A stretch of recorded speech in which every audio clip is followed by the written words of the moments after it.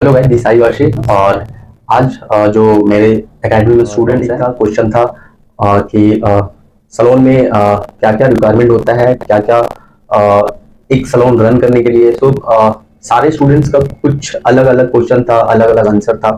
तो मैं उन लोगों से खुद पूछूंगा कि क्या करना चाहिए, क्या नहीं करना चाहिए। और एज अ हेयर ड्रेसर, जैसे अभी वो सारे स्टूडेंट्स एकेडमी में ट्रेन हो रहे हैं, इन फ्यूचर कोई बढ़िया हेयर स्टाइलिस्ट बनेंगे, कोई बढ़िया हेयर सैलून ओनर बनेंगे।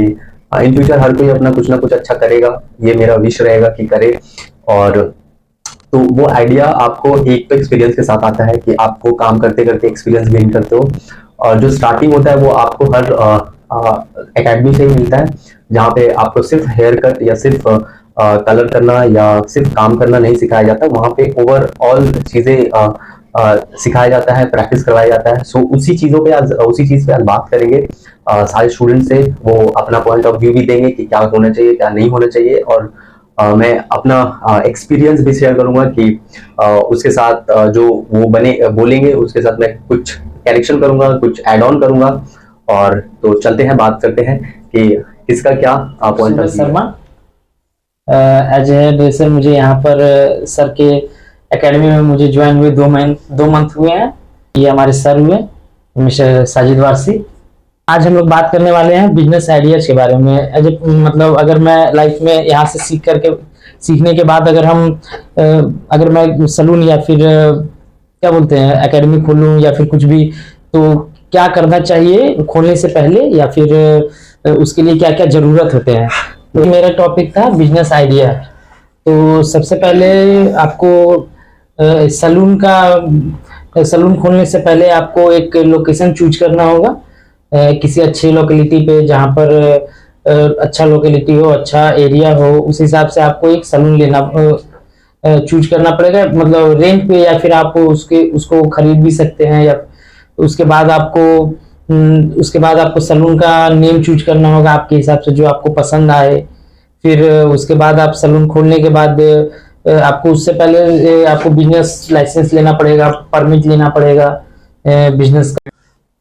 सो बेसिकली सूरज का जो टॉपिक था ये था कि इन फ्यूचर अगर ये सलोन करता है तो सलोन का जो आइडिया है वो कैसे और किस टाइप का होना चाहिए।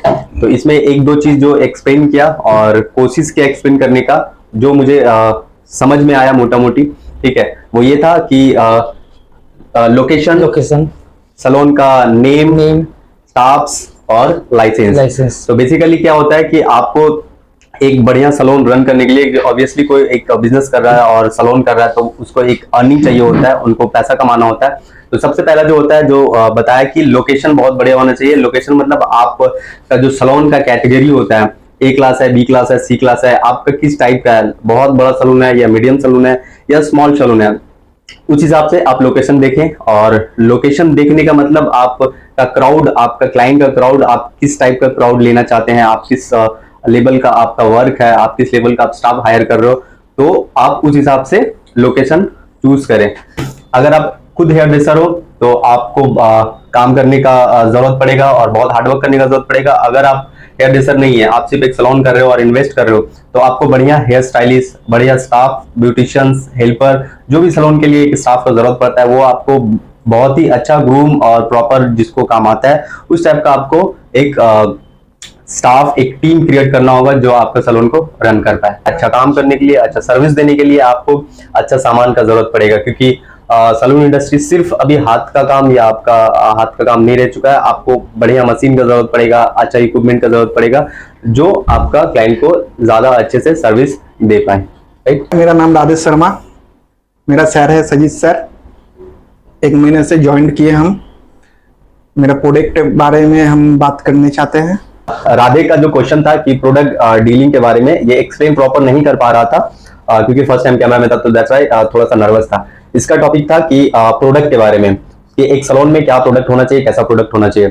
तो वो भी डिपेंड करता है कि आपका क्लाइंट बेस कैसा है और आपका क्लाइंट का बेस, आपका प्राइस कैसा है, आपका जो सलोन का प्राइस कैसा है, आपका लोकेलिटी कैसा है, जहां पे क्लाइंट आपका किस रेट का क्लाइंट आता है।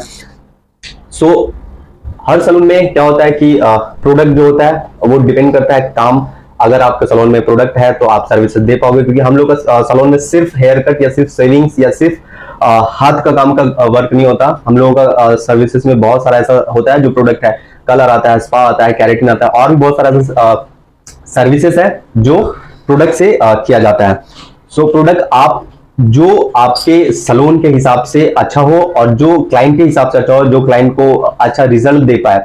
जैसे कि आपका एज अ ओनर आप ये सोचोगे कि आपका क्लाइंट भी उस प्रोडक्ट से खुश हो, जो रिजल्ट बढ़िया दे और आपके लिए अफोर्डेबल हो, जिसमें आपका क्लाइंट का सर्विसेज करने के बाद आपको प्रॉफिट भी हो। तो आप कोशिश करें कि आप अपने सैलून के क्लाइंट के हिसाब से, आप अपने सैलून का रेट के हिसाब से प्रोडक्ट चूज करें।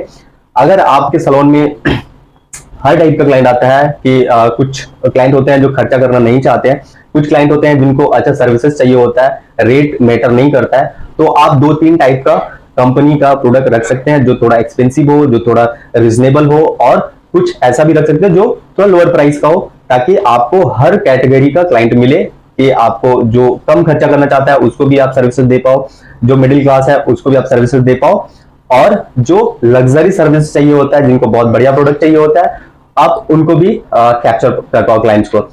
सो बेसिकली राधे का ये पॉइंट था कि क्या प्रोडक्ट यूज करना चाहिए। रवि मल्लिक, मैं 1.5 महीने से सर के पास हेयर ड्रेसिंग में 2 महीने से काम सीख रहा हूँ हेयर स्टाइल के लिए। सर हमारे लिए एक टॉपिक दिया है, सबको दिया है। मेरा बैच में 12-13 बंदे हैं। मेरा टॉपिक है लीडरशिप के बारे में। लीडरशिप सबको ही चाहिए, जैसे मॉनिटर होता है स्कूल में सबको, जैसे हम लोग भी चाहिए होता था कि हम लीडर बने सबको, लेकिन सबके पास लीडरशिप नहीं होता, क्योंकि खुद के ऊपर कॉन्फिडेंस चाहिए। पहले बात, सही गलत का विचार रखना चाहिए। थर्ड है कि ईमानदारी होना चाहिए। लीडर तो ईमानदारी होगा ही, एंड विश्वास लायक काम करना है, नहीं तो कौन आपको विश्वास करेगा कि लीडर आप हो कि नहीं। देन अच्छे टीम वर्क होना चाहिए लीडर। तो बेसिकली ये तो सारा कुछ एक्सप्लेन किया है, और इसमें हम थोड़ा सा कुछ ऐड करेंगे। ऐड ऑन ये होगा कि इसका जो मेन पॉइंट था कि लीडरशिप, तो एज अ हेयर ड्रेसर आप कोई भी प्रोफेशन में रहो, वो आप हेयर इंडस्ट्री में रहो या कोई अदर इंडस्ट्री में रहो, वहां पे एक टीम लीडर होता है। टीम लीडर बेसिकली उनको बनाया जाता है जो एक्सपीरियंस होता है। जैसे कि सैलून में क्या होता है, टीम लीडर उनको बनाया जाता है जो वर्क साइड से भी स्ट्रांग होता है और लॉयल होता है, और जो जहां पे वो काम कर रहा हो उस कंपनी का ओनर के साथ में उनका रिलेशन अच्छा होता है। तो वैसे लोगों को टीम लीडर बनाया जाता है। तो टीम लीडर का आप हर किसी को टीम लीडर नहीं बना सकते हो, या हर किसी को के अंदर में टीम लीडर का क्वालिटी नहीं होता। टीम लीडर एक क्वालिटी पर्सन का नाम होता है, जिसमें ये सारा क्वालिटी होता है जो अभी ये एक्सप्लेन किया, वो होना चाहिए।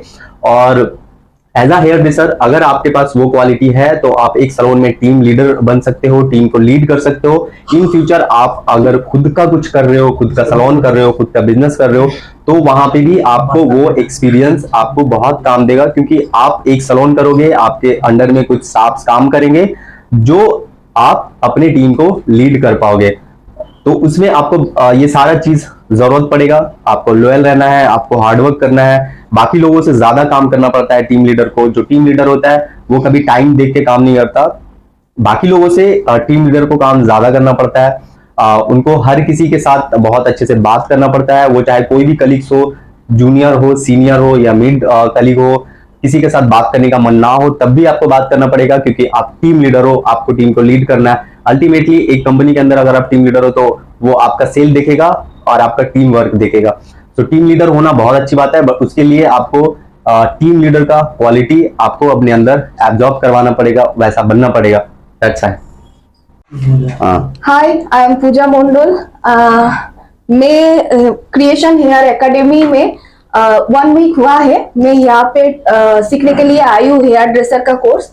तो फर्स्ट ऑफ ऑल मेरे आज जो टॉपिक है सैलून मार्केटिंग के, जैसे कि हम अगर यहाँ से आज सैलून का पूरा कोर्स सीखकर जा रहे हैं, इन फ्यूचर काम भी कर रहे हैं आज से, और इन फ्यूचर अगर हम सोच रहे हैं कि हम कहीं पे भी एक सैलून, हमारा खुद का सैलून होगा, तो तब जाके जैसे कि हमने सैलून ऑलरेडी वहां पे एक कर लिया अपना खुद का, ठीक है। फिर आफ्टर दैट जैसे कि वो सैलून कंटिन्यू करने के लिए हम लोगों का जैसे कंटिन्यू चल रहा है, फिर भी पोटेंशियल क्लाइंट्स मुझे नहीं मिल रहा है, उस हिसाब से कौन सा एक्टिविटीज करने में मुझे हेल्प होगी करीब पहुंचने का हर क्लाइंट के पास।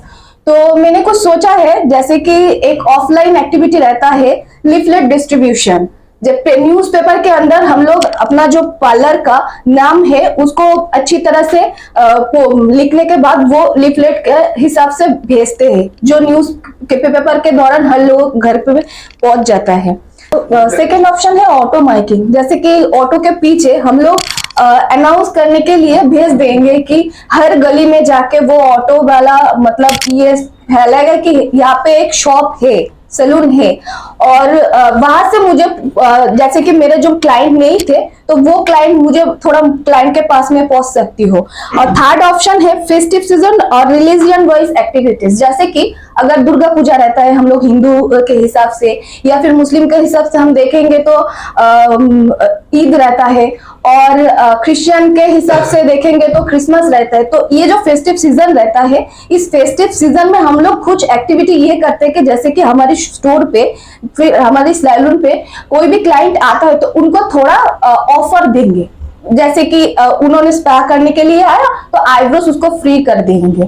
तो ये थोड़ा एक्टिविटीज हम लोग कर सकते हैं जिस हिसाब से क्लाइंट और भी ज्यादा होने लगेगा। और रहेगा मैरिजेस। जैसे कि मैरिज हो रहा है, जो सीजन में मैरिज होता है तो वो लॉज पे जाके हम लोग थोड़ा बात कर सकते हैं, जैसे कि वहां से भी हम लोगों का क्लाइंट्स मिल सकता है। और हमारी सैलून पे जितना सारा क्लाइंट्स आ रहा है उन लोगों के साथ अच्छी तरह से बिहेवियर करने के बाद उन लोगों से ही रेफरेंस मिल सकता है, माउथ विशेष के हिसाब मतलब नजरिए से। जो हर लोगों के पास अगर पॉजिटिव हम लोग उनको पॉजिटिव कर देते हैं कि अच्छा सर्विस दिया, फिर उनसे ही बोला कि मैम आप जाके आपका जो फ्रेंड सर्कल रहेगा या फिर रिलेटिव्स रहेगा उनको बोल दीजिएगा कि यहाँ पे मेरी सैलून है। तो वो एक द्वारा है जो हर लोगों के पास पहुंच सकता है। और ऑनलाइन एक्टिविटीज रहता है, जैसे कि अभी आ गया है फेसबुक मार्केटिंग। फेसबुक के द्वारा हम हमारी जितने सारा फ्रेंड है, हमारी फ्रेंड्स के भी फ्रेंड्स है, उस हिसाब से पहुंच सकते हैं। और दूसरा रहता है इंस्टाग्राम। वहां पे भी हम अपना एक ऑनलाइन मतलब पेज खोल सकते हैं जहाँ पे हमारी जो जितने सारा वर्क है अच्छी और एक्सपीरियंसेस है वहां पे शेयर कर सकते हैं। और भी है सर। बस बस बस तो बेसिकली इसका पॉइंट था कि मार्केटिंग, आपने एक सैलून किया है या कोई बिजनेस किया है तो आपको आप सैलून करने के बाद अभी मार्केटिंग का बहुत ज्यादा इंपॉर्टेंट काम होता है। आप बहुत अच्छा काम कर रहे हो बट उस काम को दिखने के लिए या दिखाने के लिए आपके पास क्लाइंट आना जरूरी है। तो फर्स्ट जो सबसे अच्छा जो मार्केटिंग होता है वो होता है माउथ मार्केटिंग। उसके लिए आपको बहुत अच्छा सर्विसेज करना होगा। आप अपने क्लाइंट को बहुत अच्छा काम करेंगे, क्लाइंट आपसे हैप्पी होके जाएगा एंड देन वो और भी अपने फ्रेंड सर्कल में, ग्रुप में, अपने दोस्त यार को, अपने फैमिली मेंबर्स को बताएगा।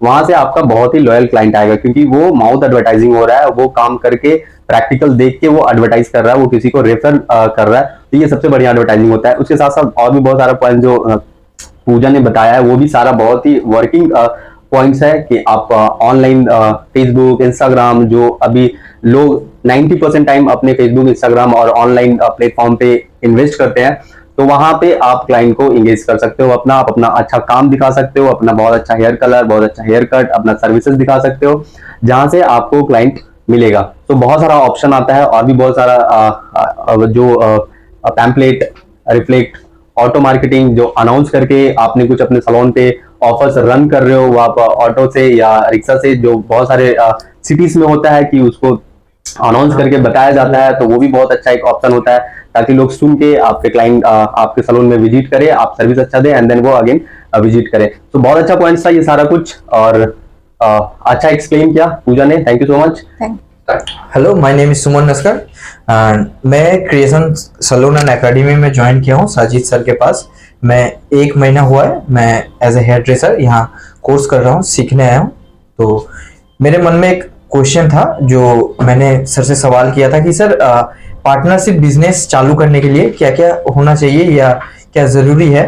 तो सर ने बोला कि तुम्हें क्या लगता है, पहले तुम कुछ कोशिश करो, तुम्हें क्या लगता है कि पार्टनरशिप बिजनेस में क्या होना चाहिए, फिर मैं अपने तरफ से एडवाइस दूंगा, मैं तुम्हें बताऊंगा। तो पहला होता है कि पार्टनरशिप बिजनेस में टर्म्स और मतलब टर्म्स जो होते हैं वो स्टार्टिंग से एक दूसरे में अच्छे से समझौता होना चाहिए कि मैं कुछ बिजनेस स्टार्ट कर रहा हूं, मेरा जो पार्टनर है वो मेरे साथ जो टर्म्स है उसको अच्छे से डिस्कस कर ले एक दूसरे के साथ कि बिजनेस ये है, इन्वेस्टमेंट ये है, सब को लेके कि ऐसा बिजनेस मैं चालू करने जा रहा हूँ। हो सके कि दूसरा कि जो मेरा पार्टनर है उसको नॉलेज है कि नहीं कि जिस फील्ड में मैं बिजनेस स्टार्ट कर रहा हूँ, सब बारे में कि क्या इन्वेस्टमेंट है, क्या खर्चा है, क्या आएगा। फिर दूसरा रहता है आपका इन्वेस्टमेंट और जो शेयर होता है कि मोस्टली क्या होता है कि एक पार्टनरशिप बिजनेस में होता है कि दोनों इन्वेस्ट करते हैं, तो कभी कभी ऐसा होता है कि कोई ज्यादा इन्वेस्ट करता है, कोई कम इन्वेस्ट करता है, या ऐसा भी होता है कि दोनों सेम इन्वेस्ट करते हैं। तो एक दूसरे के साथ जब अच्छे से अंडरस्टैंडिंग नहीं रहेगा और कुछ लॉस में हुआ या कुछ प्रॉफिट या लॉस में हुआ, तो अगर मोस्टली प्रॉफिट में होता तो कोई कुछ नहीं बोलता, जैसे ही लॉस में हो जाता तो अगर अपना बिजनेस पार्टनर सब चीज नहीं जानता है तो वो बोलेगा कि तूने मुझे इन्फॉर्म नहीं किया, तू कुछ स्टेप लेने से पहले तू इतना प्रोडक्ट क्यों खरीद लिया है, तू सेल नहीं देख रहा है कि इतना प्रोडक्ट तू खरीदा, ये पूरा मतलब इसका पैसा आएगा कि नहीं, कि पूरा डूब गया है। तो बेसिकली सुमन का ये क्वेश्चन था और ये टॉपिक था कि अगर ये अभी क्लासेस कर रहा है और ये क्लासेस करेगा, बढ़िया हेयर ड्रेसर बनेगा, मे बी बहुत अच्छा काम करे, बहुत अच्छा सैलरी ले और फ्यूचर में सैलून करे।